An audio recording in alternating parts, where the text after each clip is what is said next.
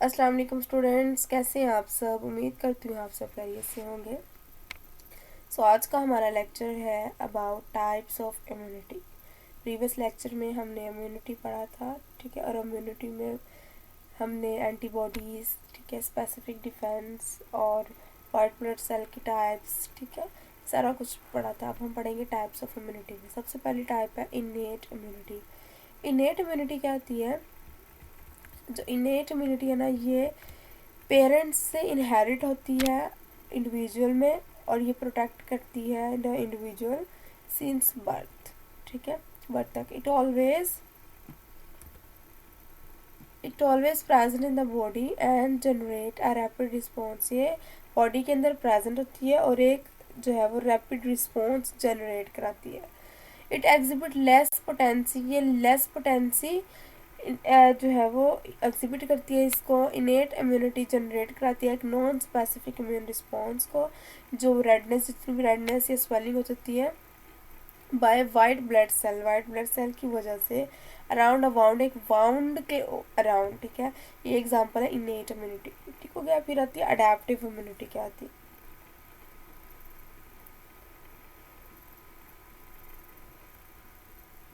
जो adaptive immunity है ना, is acquired by an individual after the birth, वो बर्थ के बाद होती है, ठीक है।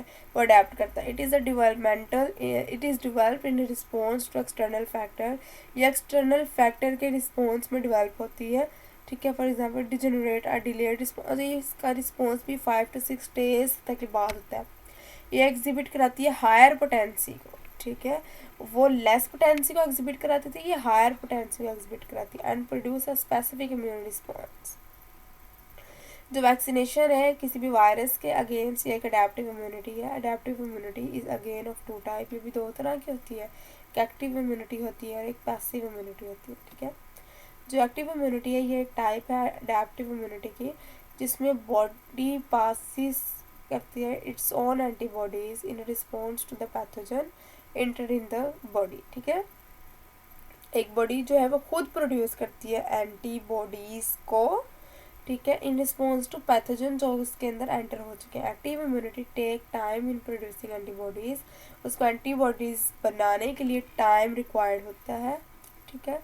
And giving response it is more effective and long lasting in order to acquire active immunity against a disease weak और dead pathogens of the said disease are injected in the body in the form of vaccine. फिर क्या होता है, यही pathogens जो है वो जो बॉडी प्रोड्यूस कराती है, यानी कि वो कह रहे हैं कि जितने भी हम फिर वो जो होती है ना पैथोजेंस के खिलाफ हमने एंटीबॉडीज़ बनाई थी, वो इंजेक्ट हो जाती हैं बॉडीज़ के अंदर।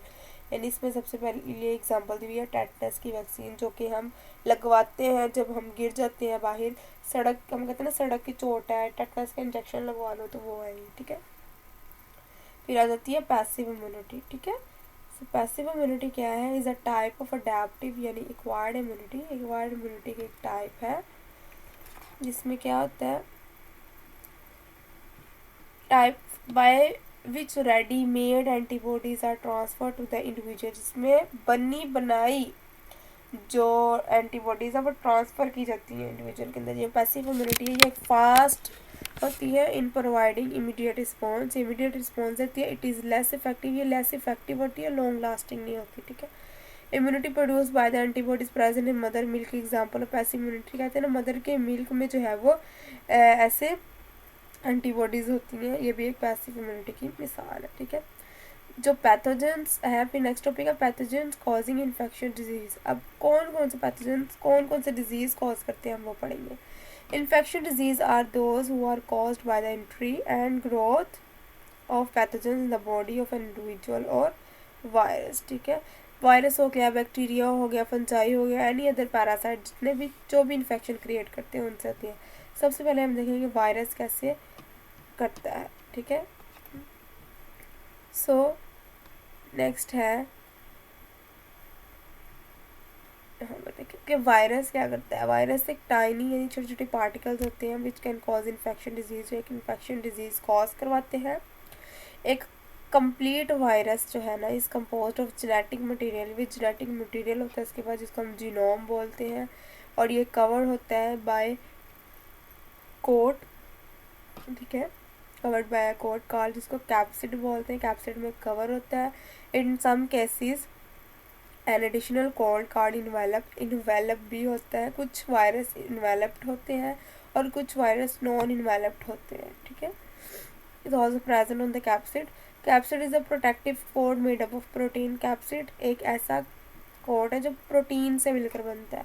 Envelope where present in often covered with spikes that help to identify the host. इसमें स्पाइक्स लगे होते हैं, ये स्पाइक्स होते हैं, ठीक है। फिर क्या है, एक virus after invading the host cell, जब वो इन होस्ट सेल के अंदर आ जाता है, uses components of the host cell and replicate, ये हमारे कंपोनेंट्स को यूज़ करता है और रैपिडली रेप्लिकेट कराता है, producing more and more virus of its own kind, और अपनी ही काइंड के वायरस बनाने शुरू कर देता है। जब इनकी रेप्लिकेशन साइकिल कंप्लीट हो जाता है, new virus damage host cell, new virus उस होस्ट सेल को डैमेज करने लग जाते हैं and are release to invade the other cell of the host body, और फिर वो दूसरे सेल में ट्रांसफ़र करवाना शुरू हो जाते हैं। In this way the host cell are damaged and destroyed rapidly, इस तरह ये बहुत जल्दी डिस्ट्रॉयड कर देती हैं। The disease caused by virus are AIDS भी आता है, ठीक है। फिर कोविड-19 भी इसकी एग्जांपल थी, हेपेटाइटिस आ गया, polio, common cold and measles, mumps भी इसमें आते हैं, ठीक है। ये सारी इसकी एग्जांपल है। सो बैक्टीरिया क्या होता है? बैक्टीरिया अगर हम देखते हैं, बैक्टीरिया एक सिंगल सेल्ड माइक्रो ऑर्गेनिज्म है जो कि हर टाइप ऑफ इन्वायरमेंट में पाया जाता है। A bacteria cell is simply a nucleoid और DNA एक सिंपली न्यूक्लियोइड होता है या DNA होता है इसके अंदर, ठीक है। विदाउट एनी न्यूक्लियर मेम्ब्रेन, इसके अंदर कोई भी न्यूक्लियर मेम्ब्रेन नहीं होती, ठीक है। In the cytoplasm surround by plasma membrane, यानी प्लाज्मा मेम्ब्रेन से सराउंडेड होता है, ठीक है। और आउटर प्रोटेक्टिव सेल वॉल, ठीक है। फिर क्या होता है, सम बैक्टीरिया है protective capsule over a cell wall, एक प्रोटेक्टिव कैप्सूल भी होता है इनका, और इनके जो है प्रोजेक्शंस निकली होती है जिसको हम बोलते हैं पिलाई, ठीक है। क्या बोलते हैं? पिलाई। राइबोसोम्स होते हैं are the site of protein synthesis, ये प्रोटीन सिंथेसिस करवाते हैं। वन और मोर फ्लैजिलियम होते हैं जिनको मूव कराने में हेल्प करते हैं, ये फ्लैजिलियम होता है जिनको मूव करवाने में हेल्प देता है। पिलाई हेल्प करते हैं सर्टेन बैक्टीरिया को अटैच टू होस्ट सेल, जो कि होस्ट सेल के साथ अटैच हो जाए। इनमें आता है cholera, diarrhoea, typhoid, tuberculosis, tetanus, etc are the disease cause by bacteria. ये डिजीज़ हैं जो बैक्टीरिया से कॉज होती हैं। जो टाइफाइड कॉजिंग बैक्टीरिया वो ये है, कॉलेरा कॉजिंग बैक्टीरिया ये है, टेटनस कॉजिंग बैक्टीरिया ये है, डायरिया कॉजिंग बैक्टीरिया ये है, और ट्यूबरकुलोसिस कॉजिंग बैक्टीरिया ये है। फिर आ जाती है जी फंजाई क्या होती है, ठीक है।